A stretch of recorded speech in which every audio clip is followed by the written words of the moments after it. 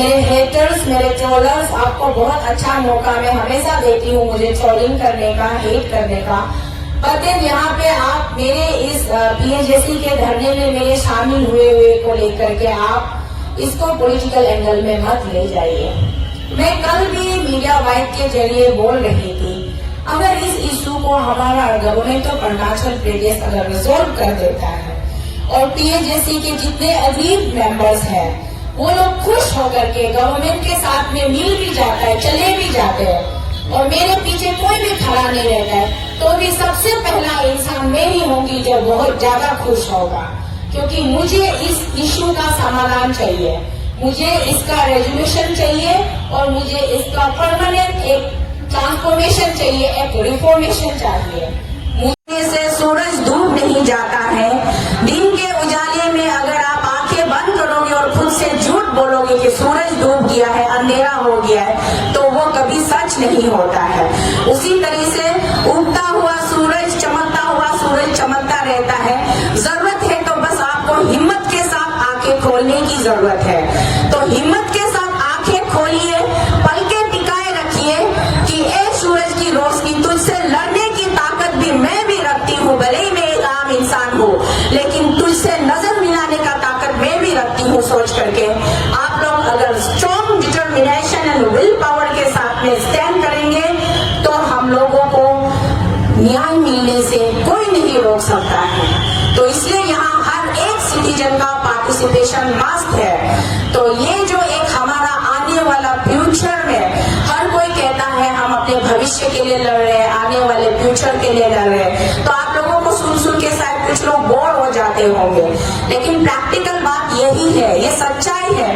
हम अपने वर्तमान के लिए भी लड़ रहे हैं और साथ ही साथ हम अपने भविष्य के लिए भी लड़ रहे हैं। तो इस लड़ाई को किस तरीके से, ये लड़ाई मतलब हम किससे लड़ रहे हैं? लड़ाई मतलब हम एक बिगड़ा हुआ सिस्टम से लड़ रहे हैं। हमको साफ सुथरा सिस्टम चाहिए, एक अच्छा सिस्टम चाहिए, इसीलिए बच्चे रिफॉर्मेशन की मांग कर रहे हैं। और आज जो भी कोई पावरफुल पोजीशन पर बैठे हुए हैं, बहुत ही ओहदेदार ओहदे पर विराजमान है, आप सब भी एक बार जरूर सुबह सोकर उठने के बाद बेडरूम में आप अपने आईने में जाइए और खुद की शक्ल को देखिए और खुद से एक बार शांत मन से, ठंडी दिमाग से खुद से सवाल कीजिए कि ये जो बच्चे जो लड़ाई लड़ रहे हैं एक रिफॉर्मेशन के लिए, एक रेक्टिफिकेशन के लिए, एक अच्छा उज्जवल भविष्य के लिए जो लड़ाई लड़ रही है, क्या सिर्फ और सिर्फ ये इन्हीं गिने चुने बच्चों के लिए एप्लीकेबल है? No, this is applicable for even your kids also, your relatives also. हमेशा आप पावर में नहीं रहोगे, आज है तो कल का कोई भरोसा नहीं है। तो आज आप पावर में हो बोलकर इतना भी मत इतराइए और इतना भी मत अनदेखा मत कीजिए। मैं रिक्वेस्ट कर रही हूँ कि ये जो लड़ाई है एक संघर्ष है, ये जो मुहिम है, ये सुनहरा अरुणाचल के लिए, एक अच्छा अरुणाचल के लिए, भव्य अरुणाचल के लिए ये लड़ाई आपके खानदान के लिए भी है, हमारे खानदान के लिए भी है, हम सभी अरुणाचल के खानदान के लिए है। तो इसको आप लोग हल्के में मत लीजिएगा, जरा खुद की आत्मा से एक बार सवाल कीजिए और खुद सोचिए, और हो सके तो आप इसको रिजोल्व करने में मदद कीजिएगा। कल पहला दिन था 28 अक्टूबर और कल हम पहुंचे थे, धरना का आगमन कल से हुआ, स्टार्ट हुआ, तो कल हम पहुंचे थे और कल सारा दिन अपने भाई बहनों के साथ में यहाँ बैठी हुई थी, तो थक गई थी, तो इसलिए आप लोगों को इस तरीके से ऑफिशियली मैं ग्रीट नहीं कर पाया और दो शब्द अपनी मन की व्यथा को आपके सामने में प्रकट करने का मुझे थोड़ा सा मेरे शरीर ने साथ नहीं दिया। तो रात को शाम को मैं घर चली गई थी, बुखार भी हो रही थी। तो आज दूसरे दिन में इसलिए मैं आ गई कि मैंने कल अपील किया था, जितने भी हमारे बीच में लोकल मीडिया चैनल्स के माध्यम से मैंने अपील किया था कि राज्य के जितने भी सीबीओस हैं, जितने भी कम्युनिटी बेस्ड ऑर्गेनाइजेशंस के लीडर्स हैं, जितने भी स्टूडेंट विंग्स के लीडर्स हैं, या फिर जितने भी वेल विशर्स हैं, जितने भी लाइक माइंडेड ग्रुप्स के लोग हैं, सबको मैंने अपील भेजा था, रिक्वेस्ट भेजा था कि प्लीज आइएगा यहाँ, और जो लोग इसको अपोज भी कर रहे हैं वो लोग भी यहाँ आइएगा, हम लोग मिलकर करते हैं। हम लोग मिलकर बात करके इस मुद्दे को पहुंच पाओगे, यही उम्मीद लिए हम इस धरने पे अभी भी कंटिन्यू कर रहे हैं, बैठ रहे हैं। तो आज कुछ बातों का उजागर करना है। यहाँ पर हम किसी को आक्रमण करने के लिए नहीं आए हैं और किसी से पर्सनली कोई ग्रूजेस निकालने के लिए नहीं आए हैं और ना ही कोई पॉलिटिकल लेक्चर देने के लिए आए हैं, क्योंकि अभी इलेक्शन का माहौल है, इलेक्शन का सीजन है।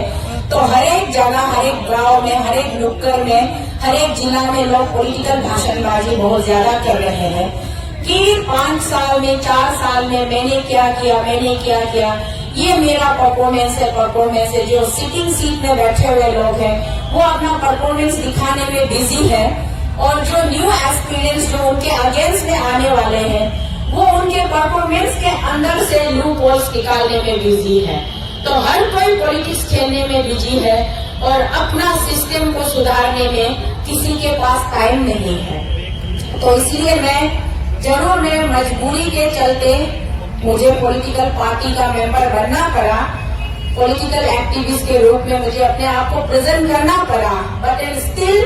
My heart is more social activist than a political activist, क्योंकि समाज को सही करना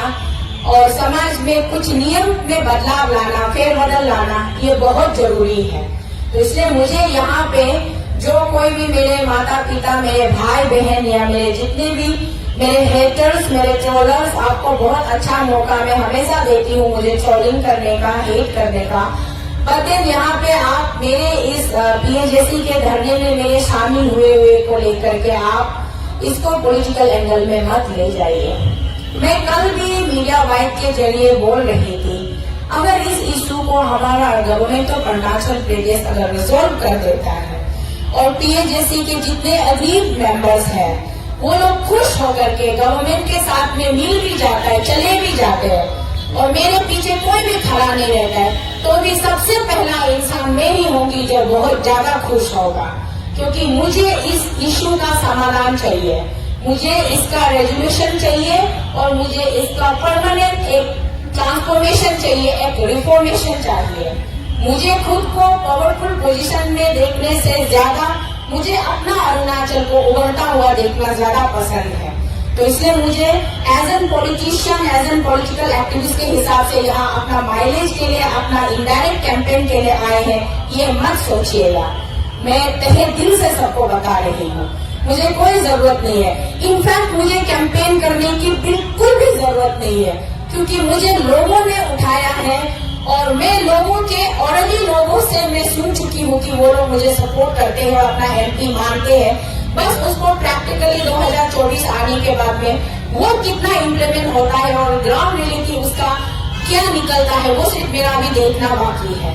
मैंने जितना अपने राज्य के लिए आवाज उठाना था उठा लिया, जितना करना था मैंने किया है, अभी भी कर रही हूँ और आगे भी करती रहूंगी। कल को मैं किसी भी पॉलिटिकल पोजीशन में रहूं या ना रहूं, but as an lady, as an individual, as an mother, as an daughter of this land, I will always stand for the welfare, for the betterment of my state, our state. तो वो मेरा stand हमेशा से clear है। तो इसलिए इसको politics में मिक्सअप मत कीजिएगा। ये सारी चीजों को क्लियर करने के बाद प्लीज डोंट गेट बोर्ड में थोड़ा लंबा खींच रही हूँ, क्योंकि चीजों को स्टेप बाय स्टेप क्लियर करना जरूरी होता है। अगर मैं आज क्लियर नहीं करके शॉर्टकट में बोल के चली जाऊंगी, कल को कोई और आके आप लोगों को भी उंगली करेगा, स्पेशली पीएचजेसी को भी क्वेश्चन करेगा, अरे आप लोग इशू के लिए लड़ रहे, सोचा था आप लोग को एक पॉलिटिशियन का साथ में पूरा ताल से ताल मिलाकर। Even I have witness that last कुछ मंथ्स बैक, आई थिंक पीएचजेसी के साथ में मेरा एक छोटा भाई ब्रदर कन्ना कमल जी शायद इशू में जुड़े हुए थे, तो वो he is a member of आम आदमी पार्टी, तो उनका नाम लेके